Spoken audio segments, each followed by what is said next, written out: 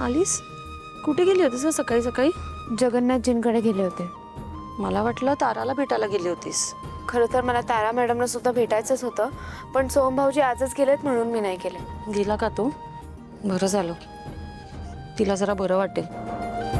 खरं तर मला पण तिला भेटायची खूप इच्छा होत होती, पण वेळच मिळत नाहीये. आणि एकटी कुठे गेली ना बाहेर, ते यांना खूप टेन्शन येतं. मग वहिनी, आपण एक काम करूयात का? आपण दोघी जाऊया तारा मॅडमला भेटायला. हो चालेल. उद्या परवाच जाऊन येऊ, चालेल? हो. सावली, सारंगचं काय झालं? कॉल वगैरे आला होता का त्याचा? नाही ना, त्याने फोन सुद्धा केला नाहीये.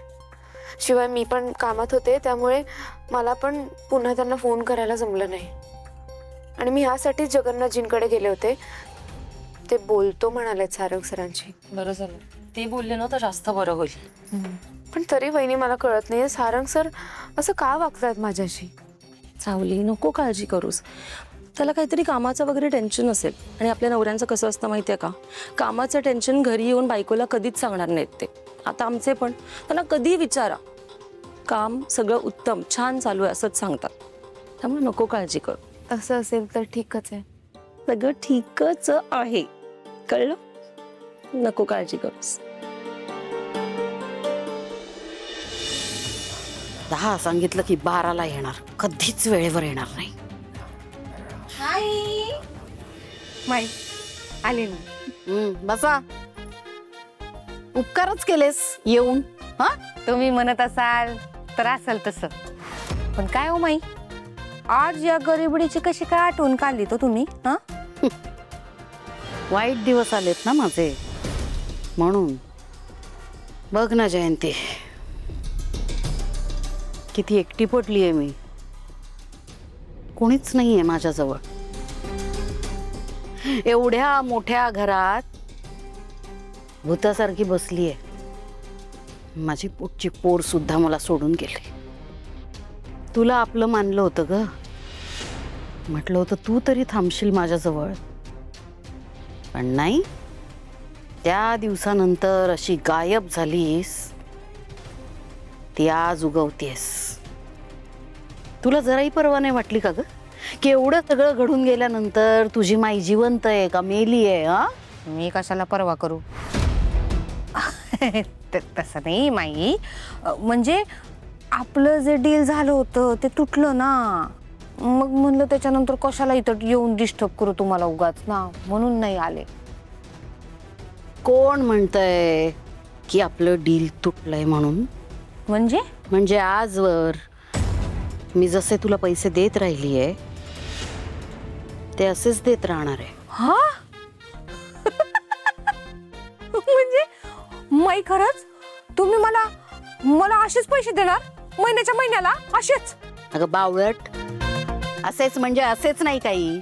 आपलं ठरलंय ना की मी सांगेल तुला तशी मदत तू मला करशील, आणि त्याच्या बदल्यात मी त्याचा मोबदला देईन तुला. मदत? पण माई, नेमकी कसली मदत? नाही म्हणजे आतापर्यंत कसे सावळीला, तारा मॅडमना गायला घेऊन यायचं काम होतं हो माझ्याकडं, त्याचे पैसे देत होता तुम्ही. पण आता तर ते तुम्ही सावळीसाठी एखादा कार्यक्रम अरेंज केलाय का काय? कार्यक्रम अरेंज नाही करणार आहे, कार्यक्रमच करणार आहे मी आता तिचा. या सगळ्यांनी एकत्र येऊन मला घेरलंय ना, मग आता बघ या एकेकाला कसं एक एक करून संपवते मी. पण या सगळ्यात मला तुझी मदत लागणार आहे. करशील ना माझी मदत? देशील ना माझी साथ जयंती? बघ, विचार कर. तू जर माझी मदत करत राहिलीस तर तुझा 40,000 रुपये महिना पगार चालू केला होता ना मी, तो तसाच चालू राहील. माई, अहो आता मला पैसे मिळणार म्हणल्यानंतर जयंती वाटेल ते काम करेल हो. हा, तुम्ही टेन्शनच घेऊ नका. आजपासून आपली टीम. हा, करा प्लॅन, हाय की नाही? तुमच्याशी काही बोललेत का ते? काय बोलायचं त्यांना माझ्याशी? खरं तर मलाही निश्चित कारण माहिती नाही, कळेल ना ते आले की. कुठे गेले? इथेच गेलेत बाहेर काही कामानिमित्त. तू चहा घेणार का? नाही नाही, मला चहा वगैरे काही नको. काही आनंदाची बातमी आहे का? नाही म्हणजे त्यांनी जे भाकीत केलंय ते काय खोटं वगैरे आहे किंवा चुकीचं आहे असं वगैरे काही सांगायचं आहे का? अजिबात नाही. मी असं काही सांगणार नाही.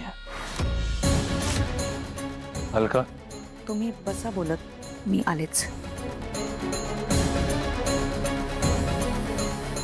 काय झालं जगन्नाथजी? बोला, आता काय बोलायचं तुम्हाला? काय चाललंय तुझं? माझं काय चाललंय? कशाबद्दल बोलताय तुम्ही? सावलीशी असा का वागतोयस? कसं? आठव. काही नाही, मी असं आपलं कामाचा स्ट्रेस असेल कदाचित म्हणून, बाकी काही नाही. हे बघ, ती येऊन मला सगळं सांगून गेली आहे. मला ना आधीच तिची खूप काळजी आहे. आधीच तिने खूप सोसलंय तिच्या आयुष्यात, आणि भविष्यात तिच्या ताटात काय वाढून ठेवलंय हे कोणालाच माहित नाही. त्यामुळे सांग, का असा वागतोयस? मग काय करू मी जगन्नाथजी, तुम्ही सांगा. अहो, तिच्या आयुष्यातलं सगळ्यात मोठं सत्य मी तिच्यापासून लपवतोय. माझी अवस्था काय होत असेल? ती समोर आली की माझ्या डोक्यात एकच विचार येतो की उद्या जेव्हा तिला कळेल हे सत्य, तेव्हा तिची अवस्था काय होईल? काय करायचं मी? हे बघ, मला तुझी अवस्था समजते, पण जे झालंय ते आपण बदलू शकतो का? नाही ना. नाही तर तू एक काम कर ना, तिला सगळं खरं सांगून टाक. अहो जगन्नाथजी, काय बोलताय तुम्ही? तुम्हीच तर बोललात ना की नका सांगू. आता तुम्हीच बोलता, सांग. आनंदात आहे ना ती, राहू दे ना आनंदात. जेव्हा वेळ येईल तेव्हा सांगू. कळल्यावर किती त्रास होईल तिला. तुझ्या वागण्याचा जास्त त्रास होतो तिला, कळलं ना? एक काम कर ना, तुला जे माहिती आहे ना ते आनंदानं स्वीकार, मग ते पचव, आणि मग तिच्या समोर उभा राहा. तुझं असंच वागत राहिलं ना, तिचा संशय अजून बळावेल. ती 4 वेळा येऊन मला विचारेल की सारंग सर असे का वागतायत म्हणून. मी काय उत्तर देऊ? हे बघ सारंग, तुला कितीही त्रास झाला ना तरी तुला तो सहन करावा लागेल आणि चेहऱ्यावर हसू ठेवावा लागेल. मला फक्त माझ्या एका प्रश्नाचं उत्तर द्या.